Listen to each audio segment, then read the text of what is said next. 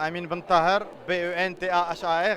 Donc, je suis marocain résident aux États-Unis, entrepreneur dans le domaine du digital. Je gère deux agences marketing là-bas. Ma participation aujourd'hui, c'était par rapport à l'intelligence artificielle, ChatGPT et le neuromarketing. Je suis très honoré de faire partie aussi du comité scientifique et aussi d'être un jury du Moroccan Digital Awards. Comme j'ai dit tout à l'heure, j'ai comparé l'intelligence artificielle à ce qui se passe aujourd'hui à l'introduction de l'Internet aux consommateurs. Ce n'est pas une mode. Déjà, ça existe depuis des années, mais c'était un petit peu dans le, comme on dit aux États-Unis, in the work. Donc ça a pris un petit peu de temps avant que des solutions comme le ChatGPT soient accessibles aux consommateurs, mais ça fait des années que Google, Meta, les grandes structures travaillent sur l'intelligence artificielle et aussi sur le machine learning.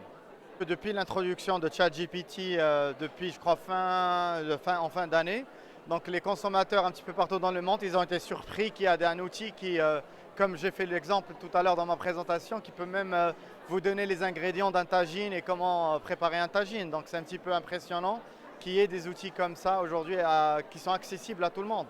Moi je crois qu'on est obligé un petit peu de s'adapter. Et il y a, machallah, des Marocains du monde qui peuvent aider. Il y a un ami, je crois, avec qui vous allez faire un entretien tout à l'heure, qui est leader dans l'intelligence artificielle et le machine learning.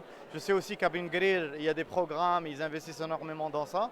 Donc je crois que entre même l'Akhawen, il y a des institutions ici au Maroc qui vraiment, grâce à eux, il y a des cadres marocains, que ce soit au Maroc ou aux États-Unis, qui sont en train de faire de belles choses.